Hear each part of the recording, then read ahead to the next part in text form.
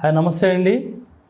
అనువంశిక ఆయుర్వేదం యూట్యూబ్ ప్రేక్షకులకు స్వాగతం, సుస్వాగతం, ధన్యవాదాలు.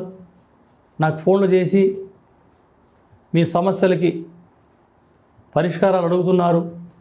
మీరు కామెంట్లు తెలియజేస్తే 10 మంది ఉపయోగం అవుతుంది. మీకొక్కరికే చెప్తే అది ప్రజలకు సేవ కాదు. దయచేసి మీరు కామెంట్లు అడగండి. నాకు అడిగిన తర్వాత మీకు సక్సెస్ అయిన తర్వాత కామెంట్లో తెలియచేయండి.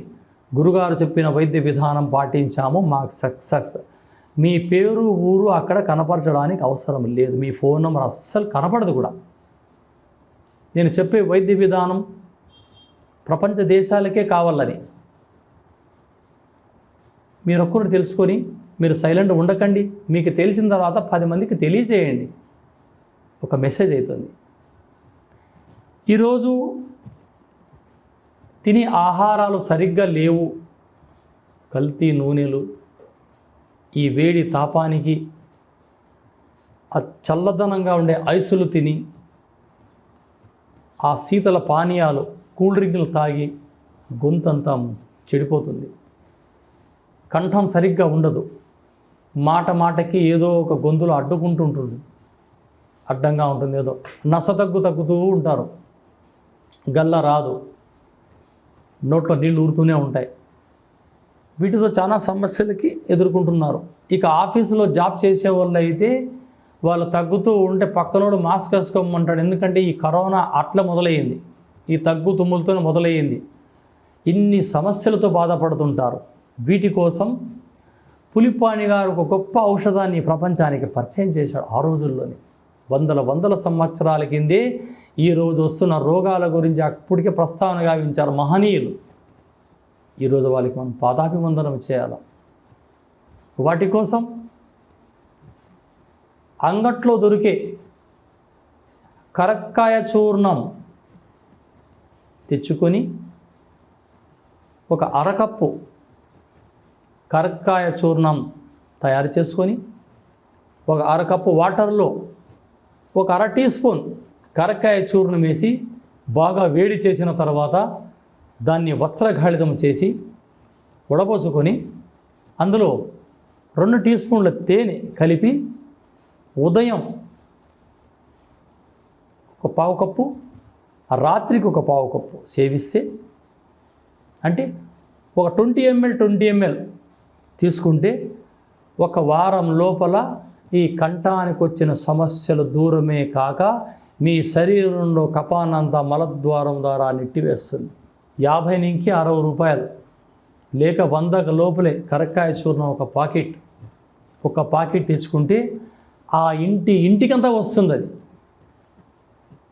అదే మీరు డాక్టర్ దగ్గరికి వెళితే వెంటనే స్కానింగ్, మొత్తం ఎండోస్కోపీ, ఇక్కడి నుంచి లోపల వరకు ఎండోస్కోపీ, దానికి ఒక ప్యాకేజ్, టోకన్ తీసుకోవాలా, గంటల తరబడి క్యూలో ఉండాలా.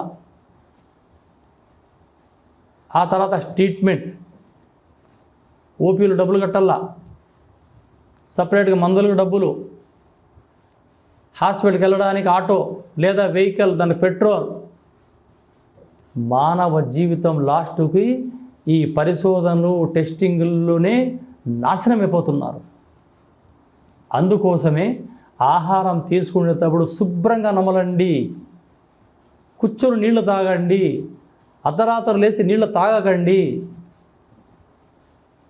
తాగే ప్రతి వస్తువు కూడా కూర్చొని తాగాల. గ్రంథాలలో చెప్తున్నారు మహనీయులు, గురువులు. ఇది నిజం.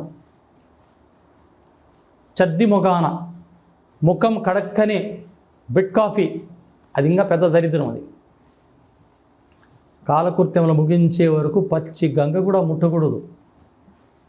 ఎంత చరిత్ర ఉంది.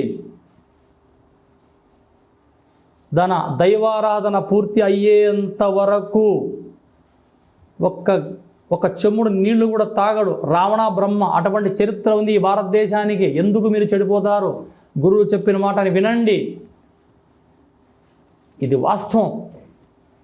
ఇంకా కొంతమంది మహాతలులు ఉంటారు, తెల్లవారుతో లేచి నీళ్లు పోసుకొని ఆ తొలి చెట్టు చుట్టూ ప్రదర్శనలు చేసి మళ్ళీ అశ్వత్థం చెట్టుకి వెళ్ళి అక్కడ చూసుకొని వచ్చి మళ్ళీ ఇంటికి వచ్చి ఆ గోవుకు నమస్కారం పెట్టి అప్పుడు కట్టుకున్న కాలం ముక్కి అప్పుడు తాలిగొట్టాలా అనుకునే మహాతల్లులు ఇంకా ఈ భూమి మీద బతికే ఉన్నారు. ఇది నిజం. కాబట్టి నేను చెప్పిన ఈ కర్కాయ కషాయంలో తేనె కలుపుకొని సేవించి ఈ కంఠానికి సంబంధించిన రోగాలేమి, పొట్టకు సంబంధించిన రోగాలేమి, చర్మ సౌందర్యానికి సంబంధించిన రోగాలన్నీ మటు మాయమైపోతాయి. నేను చెప్పే రెమెడీ చిన్నదే, కానీ నేను దాంతోపాటు ఒక మెసేజ్ ఇస్తాను.